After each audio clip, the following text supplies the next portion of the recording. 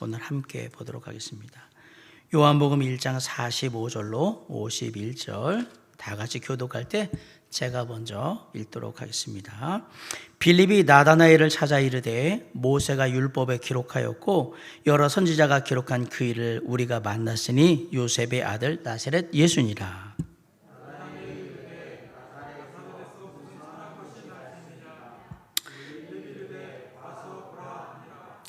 예수께서 나다나엘이 자기에게 오는 것을 보시고 그를 가리켜 이르시되 보라, 이는 참으로 이스라엘 사람이라 그 속에 간사한 것이 없도다.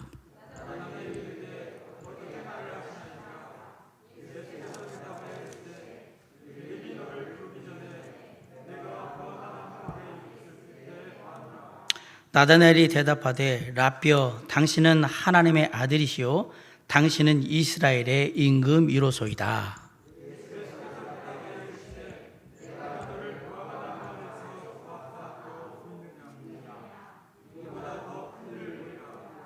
51절 다 같이 한번 읽습니다. 시작.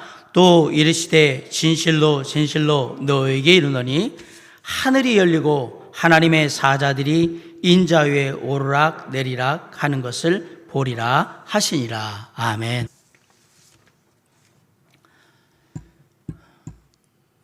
우리들이 잘 아는 속담 중에 친구 따라 강남 간다라는 말이 있습니다.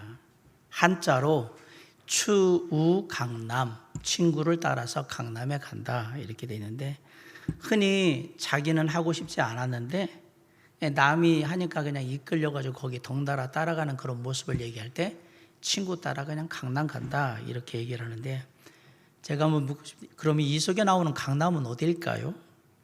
서울 한강 남쪽에 있는 강남을 말하는 걸까요? 아쉽게도 아닙니다. 친구 따라 강남 간다 해서 강남은요, 중국 양쯔강 남쪽 지방을 말하는 겁니다.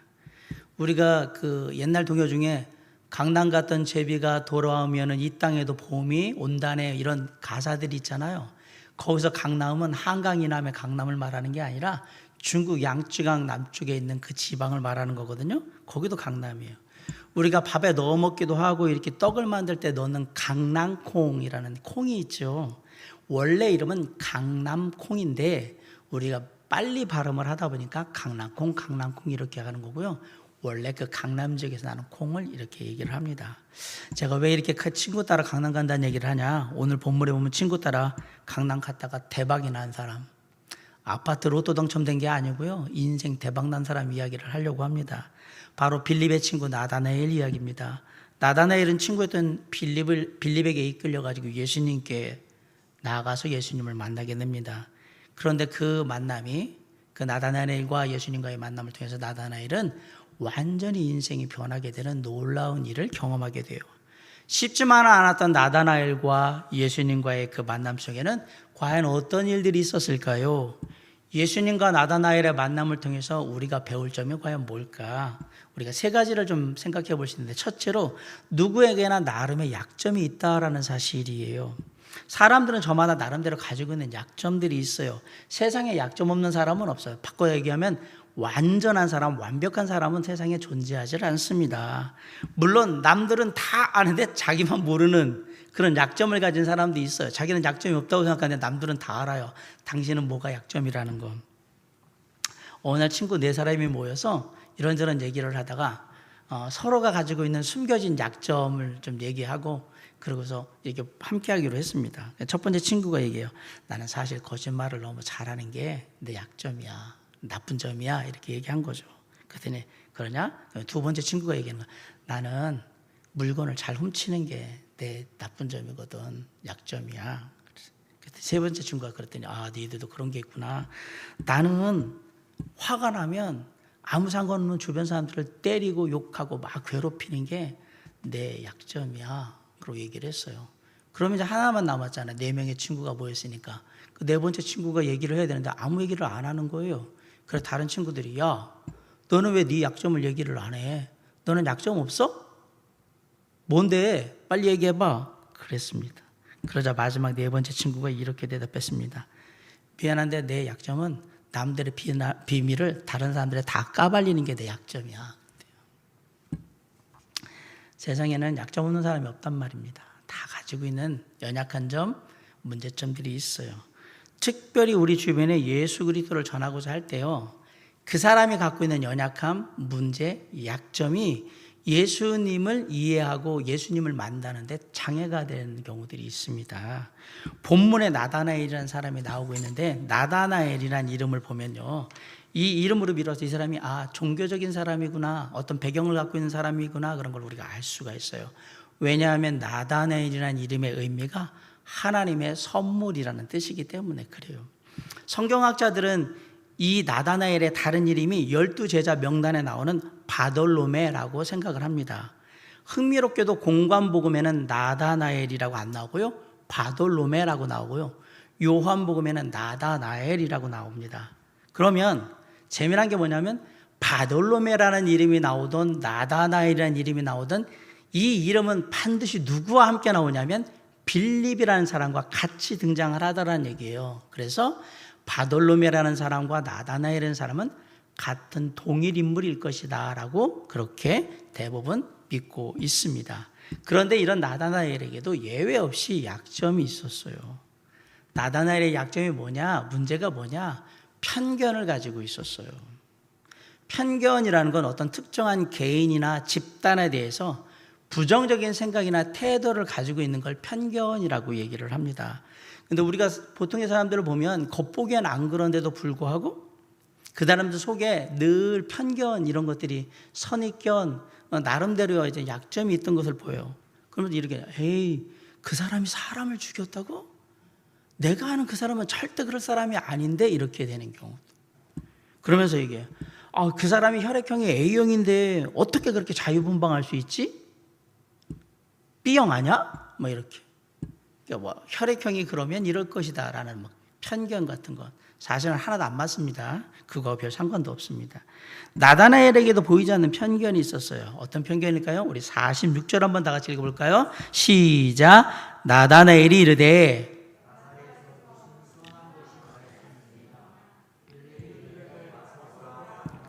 나다나엘이 뭐라고 하죠? 나사렛에서 무슨 선한 것이 날 거냐, 날 수 있느냐. 나다나엘이 가지고 있는 편견은 지방색이었어요. 지금으로 하면 지방색이 지방색. 우리가 선거철 되면 뭐 전라도 사람은 이렇고, 경상도 사람은 이렇고, 충청도 사람은 이렇고, 뭐 강원도 사람은 이렇고, 경기도 서울에 있는 이 수도권 사람들은 어땠다 막 이렇게 얘기를 합니다. 사실 어느 지역 사람이냐가 중요한 게 아니라 그 사람이 어떤 사람이냐가 중요한데, 가끔 우리가 출신 지역을 가지고 그 사람이 거기 출신이라는 것 때문에 그렇게 그 사람을 판단하는 경우가 있습니다. 그런데 이런 편견은요, 쉽게 없어지지 않습니다. 솔직히 편견을 가장 쉽게 해결하는 방법은 그 사람이 갖고 있는 편견이나 선입견에 대해서 와서 직접 그 사람을 만나보고 함께 시간을 가지고 얘기를 해보거나 그 일을 와서 직접 보거나 해보면, 그러면 이 편견이나 선입견을 쉽게 없앨 수 있어요. 그런데 중요한 건 그럼에도 불구하고 많은 사람들이 그렇게 편견이나 선입견을 깨기 위해서 노력하지 않는다는 얘기예요. 왜? 귀찮거든요. 내가 굳이 시간을 내가지고 그 사람을 이해하기 위해서 그런 일들을 하고 그런 시간을 가질 필요가 있을까라는 생각이 있기 때문에 편견, 선입견 같은 것들이 쉽게 깨어지지를 않는다라는 얘기입니다. 그럼에도 불구하고 빌립은 이 나다나엘이 갖고 있는 나사렛이라는 지역에 대한 편견을 깨기 위해 노력을 합니다. 46절 하반절에 보세요. 빌립이 뭐라고 얘기하냐면 빌립이 이르되 와서 보라. 한번 좀 와서 봐. 네가 그렇게 생각하고 얘기하는데 한번 와서 예수님을 만나, 나사렛 예수를 만나 봐라 라고 얘기를 한 거예요. 빌립이 나다나엘아, 네가 오해한 거야 라고 얘기하거나, 나다나엘아, 사실은 이게 이런 거고 이렇게 해서 이렇게 된 거야, 네가 지금 잘못한 거야, 이렇게 반론을 제시하거나 그러질 않습니다. 빌립은 그냥 단순하고 직설적으로 얘기합니다. 와서 봐. 네가 그렇게 얘기하는 예수님, 나사렛 예수가 어떤 분인지 직접 와서 보라라고 얘기를 하는 거예요. 와서 있는 그대로의 사실을 한번 경험해 봐라. 직접 네 눈으로 확인해 봐라 라고 얘기하는 거예요.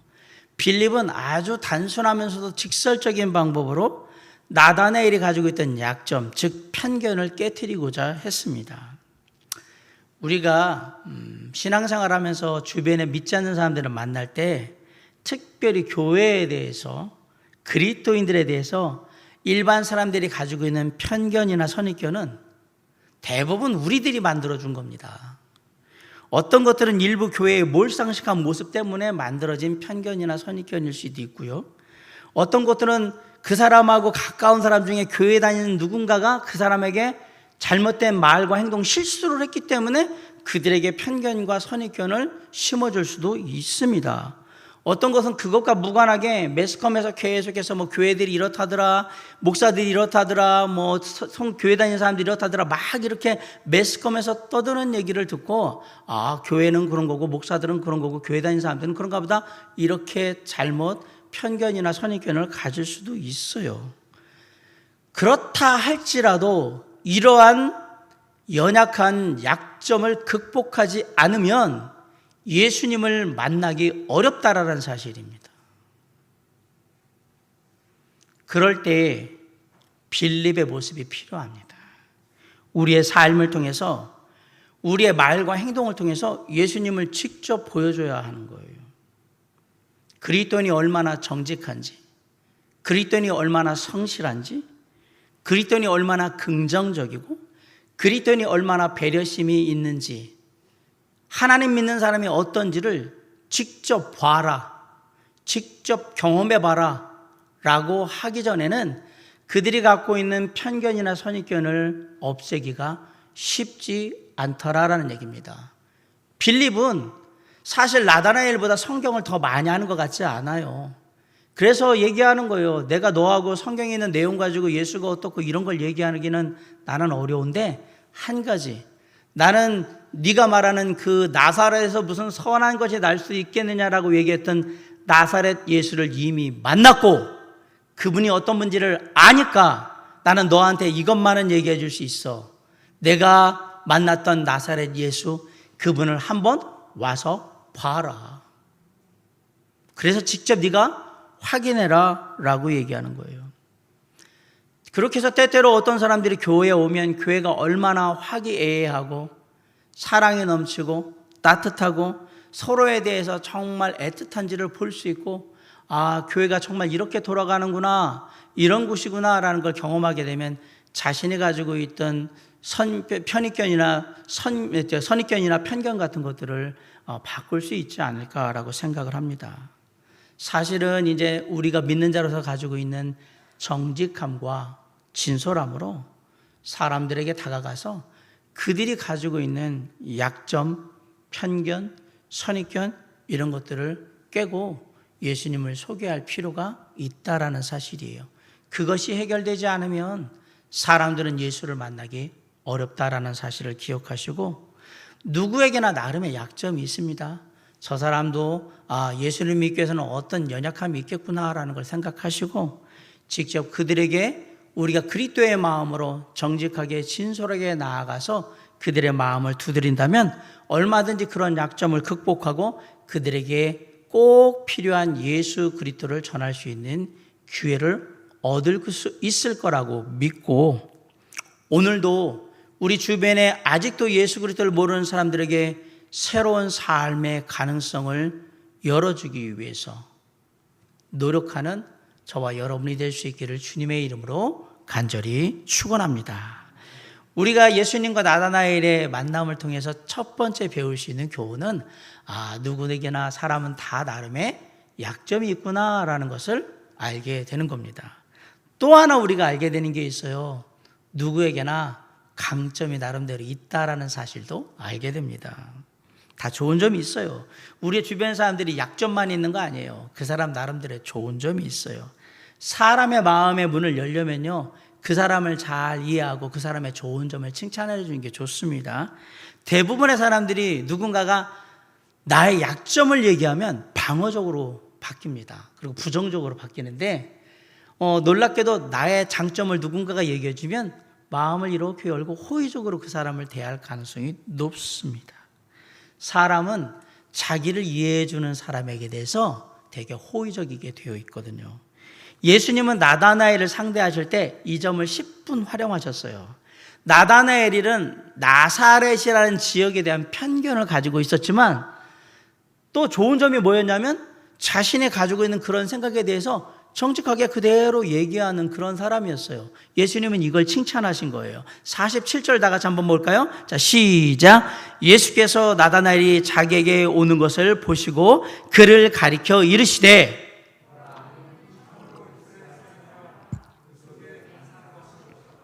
예수님이 나다나엘에 대해서 뭐라고 얘기하냐면 참으로 이스라엘 사람이라 그 속에 간사한 것이 없도다라고 얘기합니다.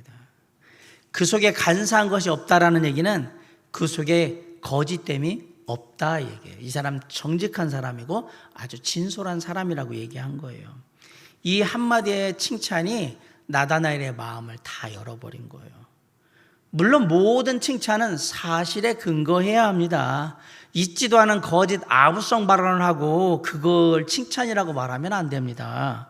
실제로 예수님은 나다나엘 안에서 칭찬받을 만한 그런 강점을 보셨던 거예요. 나다나엘이 자신 안에 있는 나사렛이라는 동네에 대한 편견이 있음에도 불구하고 그것을 나사렛 예수 앞에서 숨기지 않고 저는 나사렛에 대해서 이렇게 생각하는데요 라고 정직하게 얘기하는 그 모습을 예수님은 칭찬하는 거예요. 내가 나사렛 출신인데 그 부분에서 네 생각은 그렇다고 지금 얘기하는구나. 예수님은 이렇게 생각하는 거예요. 좋게 생각해. 네가 그렇게 이중 플레이하지 않고 남들 앞에서 나사렛 욕하면서 나한테는 아닌 것 같이 그렇게 하지 않고 저는 사실 나사렛에 대해서 이런 생각을 갖고 있기 때문에 나사렛 출신인 예수님을 만날 때 제 마음엔 이런 마음이 있어요 라고 얘기하는 너의 그 마음 솔직하게 그렇게 말해서 너무 고맙고 내가 칭찬하겠다 이렇게 보시는 거예요. 나다나엘은 자신의 생각을 솔직하게 얘기했고요. 예수님은 이런 나다나엘의 정직함과 솔직함을 칭찬하십니다. 사랑하는 성도 여러분, 우리가 믿는 자로서 우리의 신앙을 자꾸 변명하려고 들지 마시기 바랍니다. 많은 경우에 정직하고 진솔한 태도가 문제를 해결하는 데 큰 도움이 됩니다. 사람들이 진정성 있게 우리에게 얘기하면 정말 고맙다고 진지하게 그리고 그대로 솔직하게 얘기해서 고맙다고 그들의 진정성을 칭찬하셔야 합니다. 교회에 대해 생각하고 판단하는 그런 모든 부분들에 정말 이렇게 진지하게 얘기해서 고맙다고 얘기하고, 실제로 지금 한국 기독교는 일부 교회들 그리고 사람들에 인해서 많은 사회적인 문제를 일으키고 있는 게 사실입니다. 저도 교회 다니는 사람으로 인정합니다라고 하고, 그리고 지금 말씀하신 그런 비판들 겸허하게 제가 다 경청하겠습니다. 사실 비판이라는 게 다른 면에서 보면 관심이잖아요. 그래서 교회에 대해서 그래도 관심을 갖고 있다라는 생각이 보이시기에 감사하게 생각하고요. 그런 측면에서 이번 기회에 정말 교회, 그 다음에 예수 그리스도, 그리고 그리스도인이 어떤 사람인지에 대해서 좀 더 깊이 알 수 있는 그런 기회를 가지면 좋겠고, 기회가 된다면 한번 진짜로 교회를 한번 방문해서 그들이 뭘 말하는지 어떻게 하고 있는지 보시면 참 좋겠다라고 얘기를 해주시면 돼요. 코로나19 상황에서 일부 몰지각한 교회들이 상식적이지 못한 몰상식한 일을 해서 그런 일이 발생했는데 이것도 우리 교회와 믿는 사람들의 연약합니다라고 인정하시기 바랍니다. 아직도 일부의 안이한 생각을 가지고 있는 목회자들이나 교회 성도들이 지금도 문제를 계속해서 일으키고 있다라고 분명히 인정하시기 바랍니다. 없는 게 아니니까.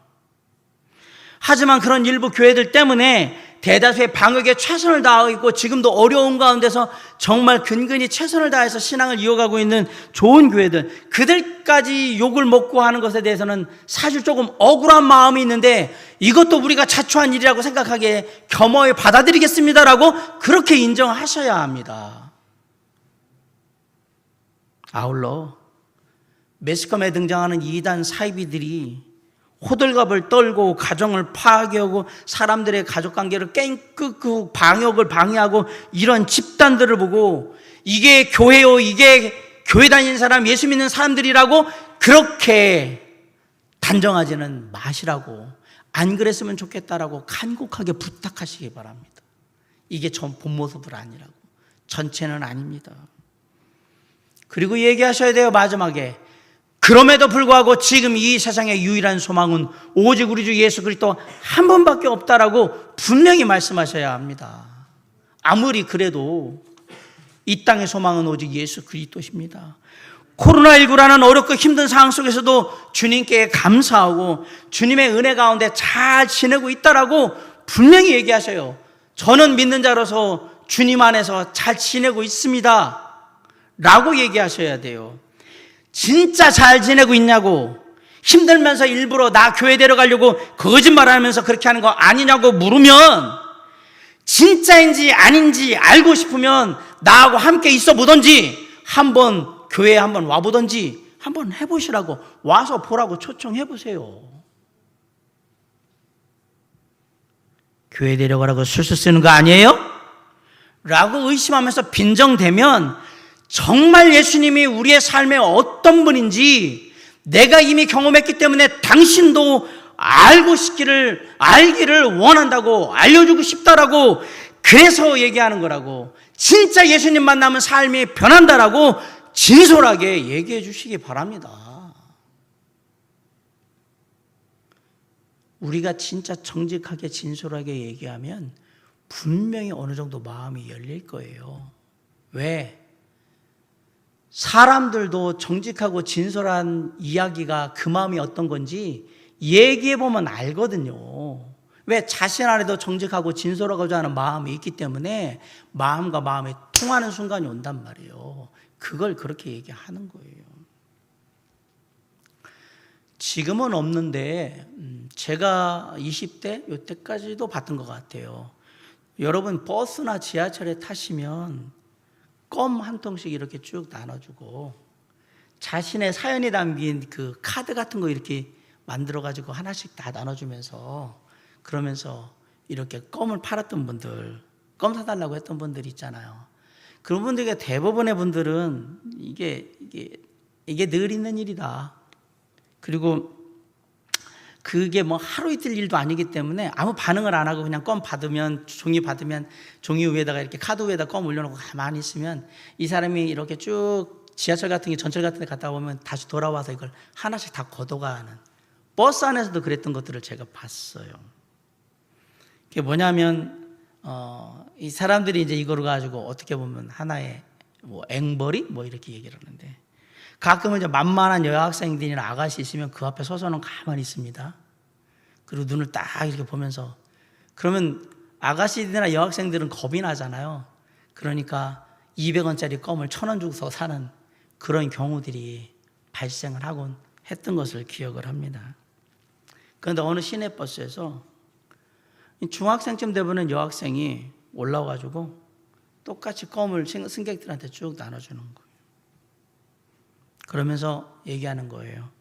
저는 병든 어머니와 함께 가난한 생활을 하고 있습니다. 학교를 다니고 있는데 학교 다닐 수 있는 등록금이나 여러 가지 것들이 부족해서 학비를 벌기 위해서 지금 껌을 팔고 있습니다. 한 통에 300원입니다. 그러니까 한 100원 더 붙인 거죠. 한 통만 사주시면 감사하겠습니다. 이 여학생이 이렇게 얘기했는데 다른 사람들이 볼 때는 늘상 이게 뭐 지하철이나 버스나 늘 하는 일을 하나 보다라고 생각하고 가만히 있었어요. 근데 그때 한 아저씨가 1,000원짜리를 내고 그 껌을 한 통을 샀어요. 근데 1,000원짜리를 냈으니까 이 여학생은 어떻게 했냐면 700원을 거슬러 준 거예요. 300원이니까. 그러니까 이 아저씨가 얘기하는 거예요. 그냥 거슬러 돈 다 네가 갖고 그냥 그렇게 하라고. 그런데 이 여학생이 정중하게 거스름돈을 거절합니다. 죄송합니다. 저는 지금 국어를 하고 있는 것이 아닙니다. 전 부족한 학비를 벌기 위해서 장사를 하고 있는 겁니다. 버스 안이 조용해졌겠죠. 이 앵벌이 하듯이 국어라는 줄 알았더니 아닌 거예요. 전 학비를 벌기 위해서 장사를 하고 있는 겁니다. 그리고 그 조용한 시간이 바로 지나고 여기저기서 이거 껌 내가 살 거라고 다 해가지고 금방 껌이 다 팔렸어요. 이 다음에 이 여학생이 다시 껌을 팔기 위해서 버스를 탔을 때 이전에 이 사실을 알고 있던 승객들은요, 주저없이 이 여학생한테 껌 하나 달라고 사줄 겁니다. 자, 여기서 이 승객들의 마음을 연 비결이 뭐냐? 정직하게 진솔하게 얘기한 거예요. 그게 마음을 다 열었어요. 감동이죠. 누구에게나 정직하고 진솔하고자 하는 마음에 그런 소원이 있어요. 그것에 우리가 함께 대응해 주시면 돼요. 정직함과 진솔함으로. 우린 그리스도인이잖아요. 정직하게 진솔하게 그렇게 얘기해 주셔서 감사합니다. 많이 도움이 됐습니다. 그리고 우리가 교회 다니는 사람으로서 제가 특별히 많은 것을 생각하게 됐고 제가 하는 말이나 행동에 참 여러 가지 것들을 다시 뒤돌아보게 됐습니다. 고맙습니다.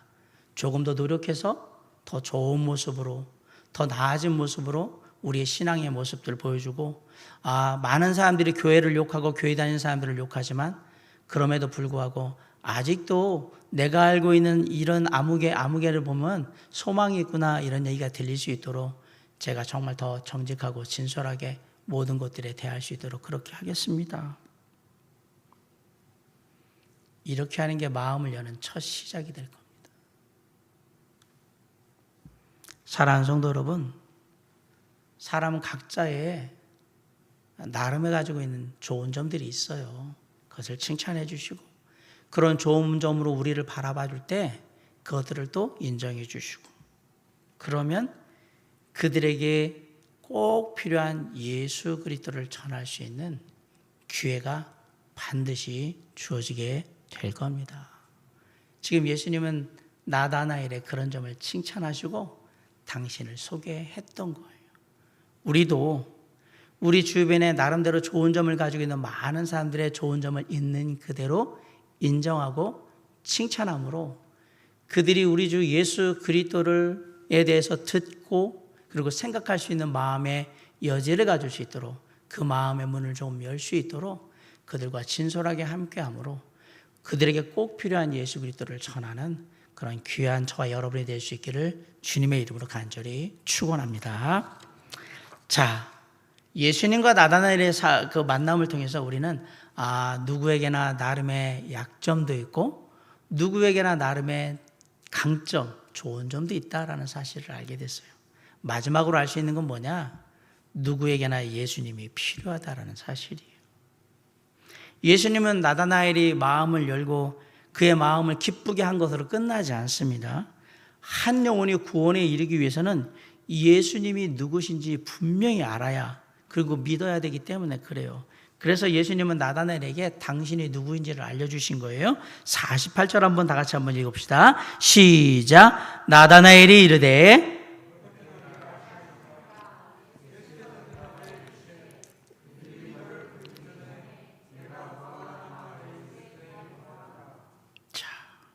이게 무슨 말입니까? 예수님이 뭐라고 했냐면 네 친구 빌립이 너를 나에게 데리고 오기 전에 너 무화과 나무 아래에 있었지? 그때도 나는 네가 누군지, 네가 그때 거기서 뭘 생각하고 있었는지, 뭘 고민하고 있었는지 난 다 알고 있었다라고 얘기한 겁니다. 이렇게 예수님이 대답하자 나다나엘이 어떻게 반응하느냐? 49절 한번 다 같이 읽어볼게요. 시작. 나다나엘이 대답하되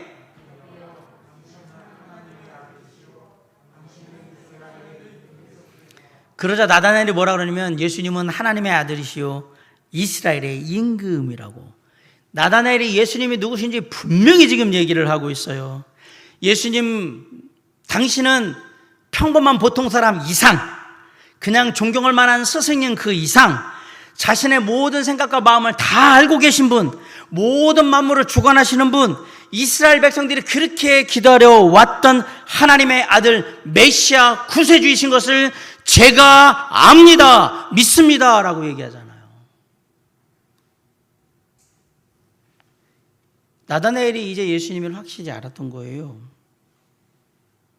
그러자 예수님이 얘기하는 거예요. 너 무화과 나무 아래에 있던 너를 내가 알았다는 거에 놀라지도 말아라. 그러면서 뭐라고 얘기하느냐? 50절 한번 읽읍시다. 시작. 예수께서 대답하여 이르시되 내가 너를 무화과 나무 아래에서 보았다 함으로 믿느냐? 이보다 더 큰 일을 보리라. 너 그거 가지고 놀라면 안 돼. 더 놀라운 일들을 이제 다 보게 될 거야. 오히려 그거보다 더 놀라운 일, 더 중요한 일, 더 위대한 일을 이제 보게 될 거라고, 경험하게 될 거라고 얘기합니다. 자, 그게 뭘까요? 51절에 잡으세요. 시작. 또 이르시되 진실로 진실로 너희에게 이르노니.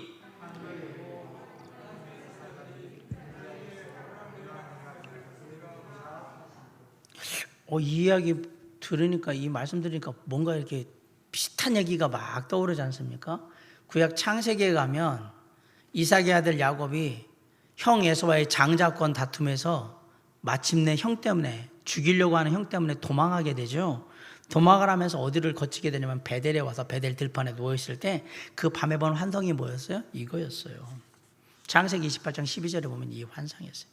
특이한 것은 야곱은 하늘과 땅을 연결하는 사다리로 천사들이 오르락 내리락 한다라고 얘기를 했는데, 예수님은 뭐냐면 하나님의 사자들이, 즉 천사들이 인자, 곧 예수님을 통해서 위로 오르락 내리락 할 거라고 얘기를 한 거예요. 성경은 이 하늘과 땅을 연결하는 사다리가 바로 하나님과 인간 사이의 유일한 중보자 되신 메시아 예수 그리스도를 말하고, 야곱은 바로 그 예언적인 환상을 본 거다라고 그렇게 말합니다. 야곱은 초자연적인 계시를 통해서 주님과 함께하는 그런 경험을 했던 거예요.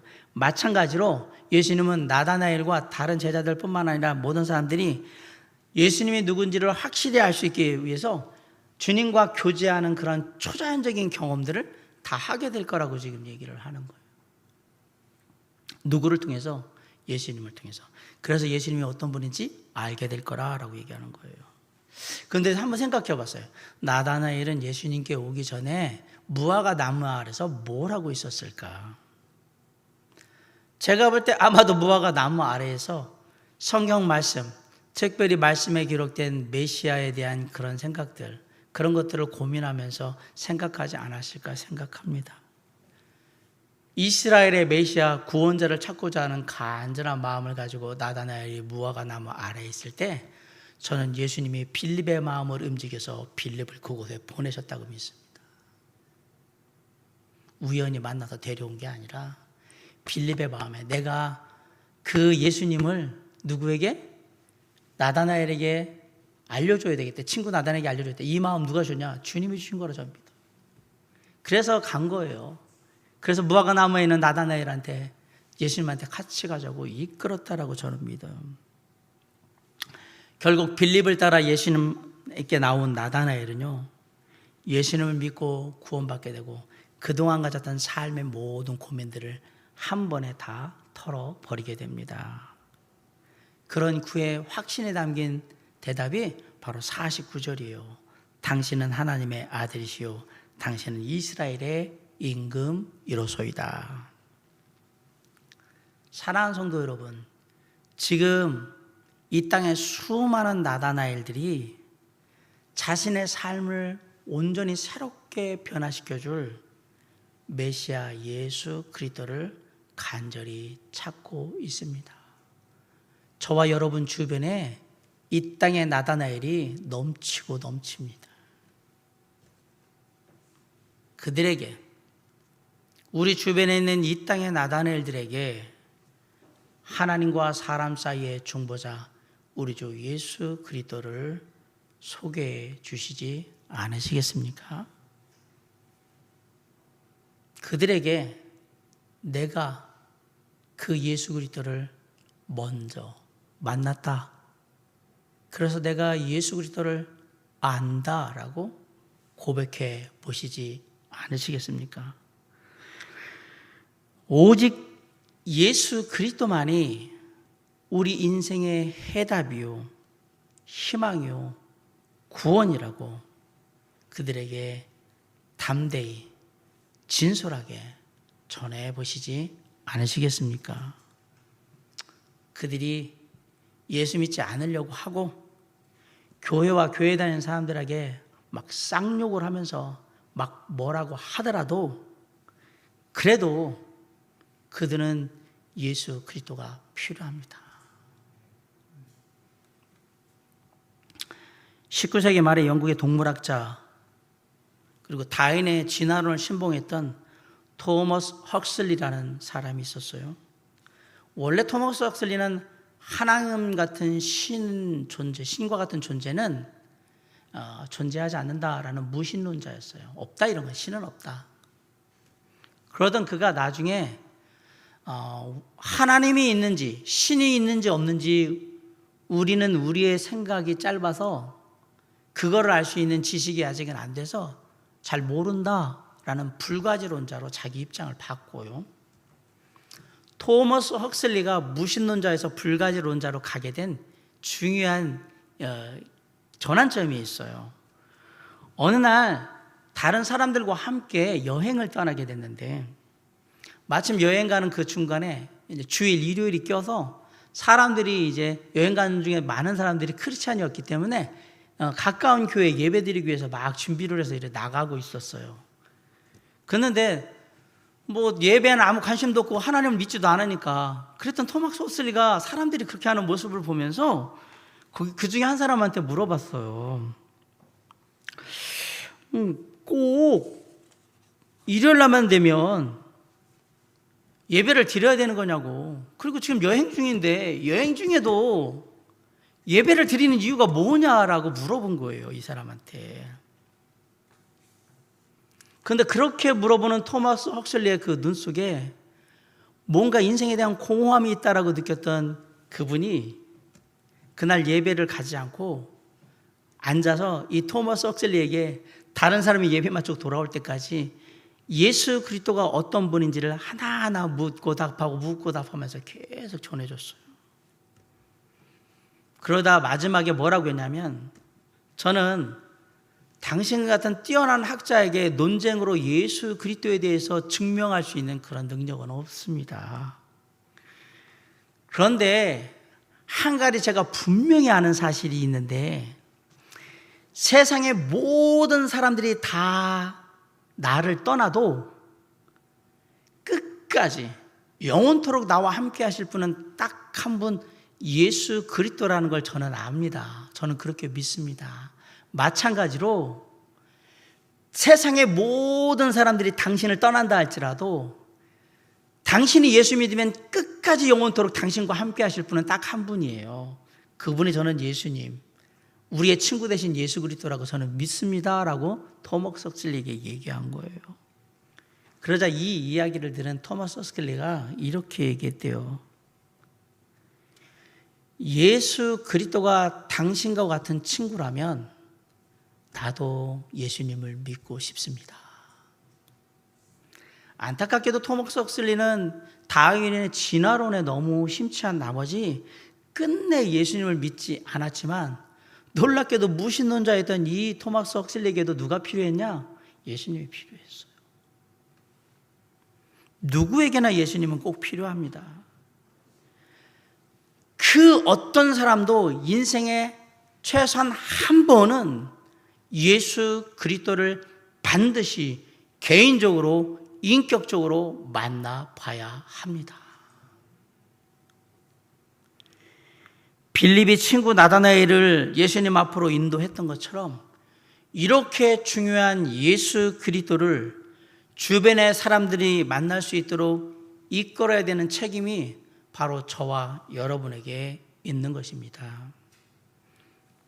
때로는 그리스도인다운 정직함과 진솔함으로 사람들이 가지고 있는 그들의 연약한 약점들을 잘 극복해서 예수 그리스도를 소개하기도 하고, 때로는 주변의 사람들의 좋은 점, 장점들을 칭찬하고 그것을 인정함으로 말미암아서 그들의 마음을 열고 예수 그리스도를 받아들일 수 있도록 그렇게 돕기도 하며, 우리는 끊임없이 우리 주변의 사람들에게 우리 주 예수 그리스도를 전해야 하는 겁니다.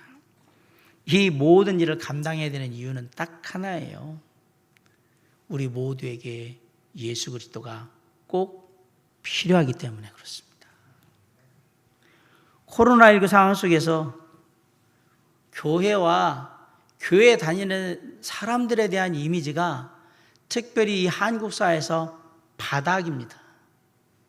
사람들이 교회 얘기하고 교회 다닌다 얘기하면 가까운 사람은 쌍욕은 안 하겠지만 좀 심한 말을 들을 가능성이 되게 높은 상황입니다. 그런 상황이 곧 예수님이 필요하지 않다라는 말은 아니란 얘기입니다.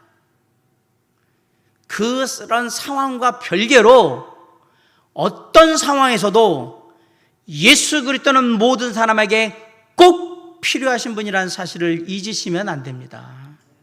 오히려 지금이야말로 계속되는 코로나19의 상황 속에서 외롭고 지치고 힘들고 따뜻한 위로와 격려의 말 한마디 제대로 못 듣는 주변의 많은 나라의 일들에게 위로를 전해주고 격려해주고 그들을 따뜻하게 보다듬어주며 배려하고 사랑으로 감싸줄 수 있는, 그래서 예수 그리스도가 더 필요한 때가 바로 지금이라고 저는 생각합니다.